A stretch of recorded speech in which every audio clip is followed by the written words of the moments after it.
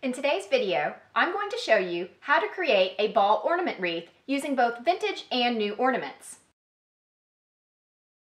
But quickly, if you're watching this video within a few months of me publishing, yes, I'm really filming this in summer. And even though it's about 95 degrees outside and even hotter with the heat index, that can't keep me getting excited about the upcoming holiday season. I've already started planning my holiday decorating and filming schedule, and thought it would be fun to put up a video in early anticipation, kind of like the Hallmark Channel does when they show their Christmas movies in July. So I hope you enjoyed this video. If so, please be sure to give me a thumbs up. So the inspiration for this video came when I found these beautiful vintage ornaments at a local antique mall and wanted to find some way to incorporate them into my holiday decorating around my home. So I thought it would be fun to create a wreath out of them. But I certainly don't have enough to create an entire wreath, nor do I think that that's really necessary. So I'll also be using new ornaments, various balls in different shapes, colors, and textures. I'm going to make this one differently from a lot of the tutorials that are out there. Most of those use hot glue to affix all of the ornaments to the wreath form. However, I don't really want to use hot glue on the vintage ornaments, plus using hot glue is just kind of a pain.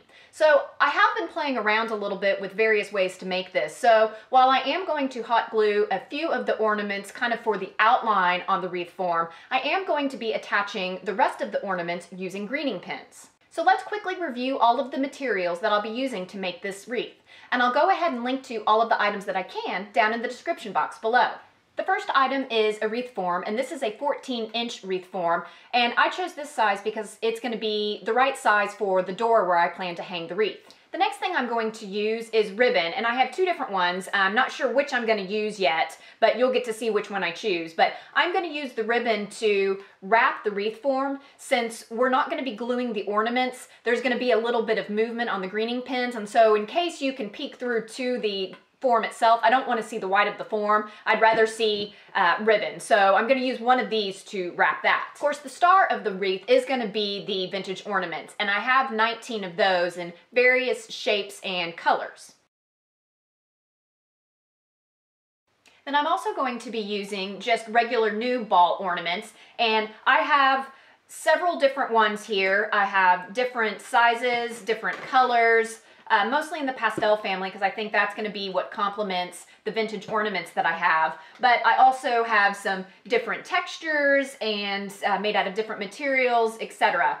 And actually, I did buy this set from Hobby Lobby just a couple of days ago, so they already have Christmas stuff starting to show up at Hobby Lobby. Some of the others, though, I bought from Amazon or even had left over from last year when I didn't use everything that I'd bought for some of the decorating that I did. Then I have a couple of packages of greening pins, a couple hundred, because I expect to probably use maybe 100 or more ornaments. And this is what they look like. And you can pick these up from hobby stores or, of course, order them on Amazon. And I will be using hot glue gun and glue, like I mentioned, for some of the base ornaments. And then I do have a tool. This is actually a nail tool, but I'm going to use this to help push down the pins in case once I get a lot of the ornaments in, it's hard to kind of get my fingers in there. I'm going to use this to help push the greening pins down into the wreath form. But you could use pliers, tweezers, or something else. This is just what I happen to have handy in my space. So I've gone ahead and zoomed out and panned down a little bit so you can see what I'm doing here at the table. And I think I've decided that I'm going to try this ribbon first. I really wanted something more solid, which is why I actually bought this ribbon right here, but it's stiff, and so I'm worried that it's not going to lay as flatly against this, whereas this is wire edge trim, so it's going to be a little bit more malleable. So I'm going to take this and I'm going to wrap it around, and I'm going to fix it in several places with the greening pins.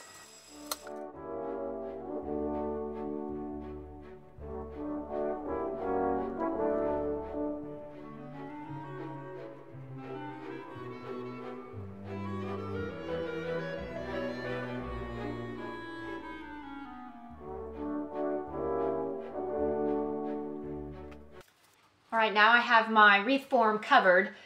Quick note, I was trying to keep this as flat as possible all the way around just so it helps things lay on it a little bit easier.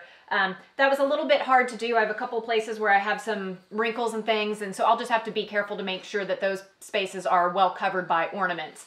But something I kind of learned was having the ribbon in the one long roll kind of became cumbersome as I was wrapping around. So if I did this again, I think what I would do is actually cut up the ribbon into smaller sections and then just use multiple sections to attach all the way around. I think that would have just made it a little bit easier.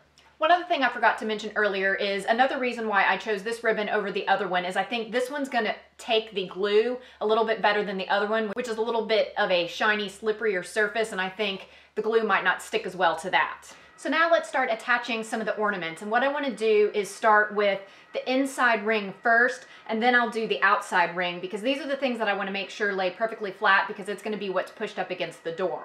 So while I've been waiting for my hot glue gun to heat up, I went ahead and kind of figured out what I wanted the placement to be to make sure that I kind of filled in that inner ring well and had good spacing between everything. So I'm trying to keep this a little bit random, but I do want to make sure that I have different colors, shapes, etc. in this. So I'll go ahead and start gluing them down. I am going to make sure that I get each of the caps or the tops inside so that you don't see them when looking. And I'm going to go ahead and attach the flat ones first, because I think those are going to be the easiest to start gluing. And I'll go ahead and glue to the wreath, and then as I glue the next one to it, I'll also glue them together just to give it as much stability as possible.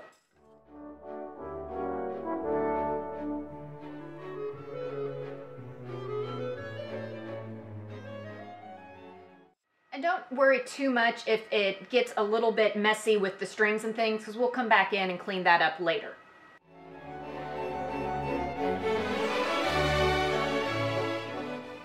I'm making sure to use a little bit extra glue on these ornaments that are textured or concave, just to make sure that I'm getting plenty of glue because it's not a flat surface.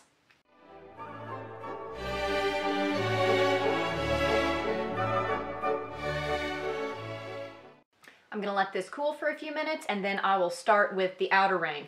And once again, I'm going to choose mostly bigger balls because this is what's towards the back of the wreath. And so I'm going to do mostly bigger balls, using some of the smaller ones to add some variety and also to help with the spacing.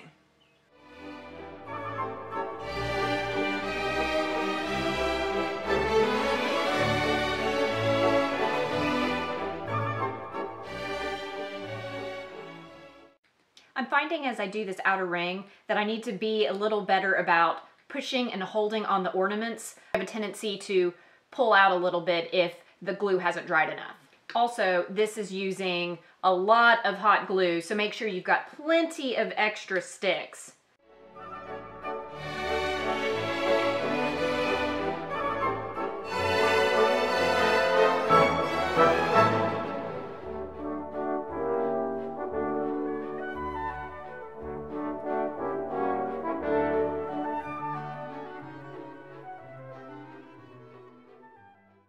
Well, the spacing didn't work out exactly as I planned, so I ended up putting these two right here just to make sure that I had a good touch all the way around glued together. But it's fine. I think once I get everything else, it'll just look like I meant to do it that way. So now what I'm going to do is just clean up some of the extra glue strings and things around, and then I'm going to actually move to a door. I'm going to hang this on a door so I can actually attach with the greening pins from there, because if I do it flat, the greening pins, they still can move around and it's a little bit harder to see how they're going to lay, so I think it's going to be easier to do hanging up.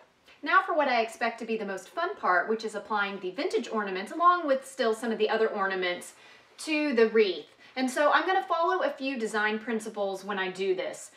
First, I'm going to really think about where I want to space some of the bigger things. So some of my vintage ornaments are a little bit bigger than others. So I'll try to space some of those first, and then I'll start filling in. In general, I'm going to want the smaller things to come more forward and kind of come out. So I'm going to be looking for both balance and that kind of shape as I go all the way around. So I'll kind of work, you know, kind of in quadrants all the way around, probably several different times to get this filled out. So now I'm just going to take each ornament as I'm ready to put it in, get a greening pin for it, and figure out where I want to put it, and then just kind of push it in. Noting that some I'm going to need to kind of come in from the top so I can get them up a little bit higher, so they help kind of cover where I've glued some of these pieces together. And see, once I have it in, you can see there's a bit of give, which is why it's going to be important for me to have this hanging when I do it. So I don't actually want this necessarily hanging right here. I'm probably going to come in with something small underneath here so it sticks out just a little bit. But I can really infinitely play with this as I need to. That's the beauty of the greening pins, is they're not stuck in there. I can keep doing this until I have it exactly like I like. And see, that's kind of the shape that I'm going for.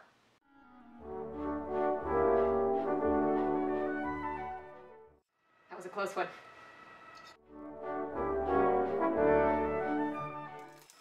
I also just want to quickly point out that this is a little bit harder the way I'm doing it, which is trying to not have my back completely to you and allow you to see. So because I'm not coming at it straight on, that's why there's a little bit of movement and I'm having to kind of brace the wreath. But if you're coming straight on and pushing it in, it's not nearly as hard as I'm making it look.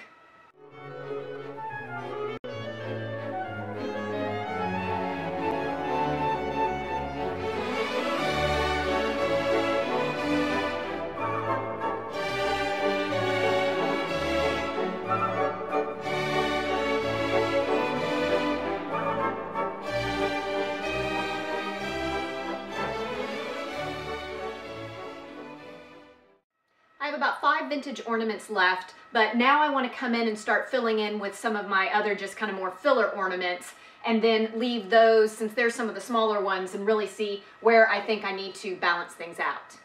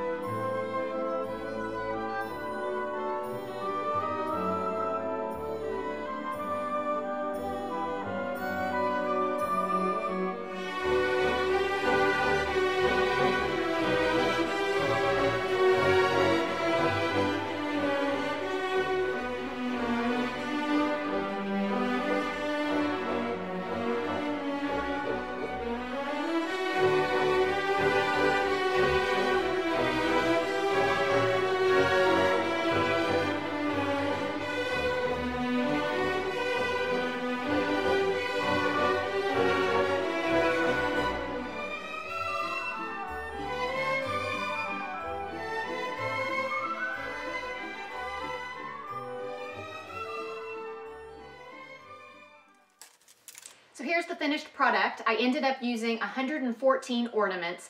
18 of them were the vintage ornaments. There was one that I didn't use because I just didn't like the colors with the rest of it. And then the others were from the other 4 different sets that I had, which of course came in 4 different sizes. I'll list the sizes down below in case you're interested in trying to do this project yourself, just so you can see the variety of sizes. But I will say that this smallest size I actually found really, really helpful at filling in gaps and helping to cover the glue marks in a couple of places. I actually wish I'd had a few more of those, so just keep that in mind. But overall, I'm really happy with how this turned out. And I hope you liked it and found this video helpful. If so, please be sure to give me a thumbs up, and don't forget to subscribe and hit that notification bell if you haven't already. I'm gonna have a lot of fun holiday Christmas content coming up in just a couple of months, taking us all the way through Christmas, and I'd love to have you back. Otherwise, thank you so much for watching, and until next time, bye.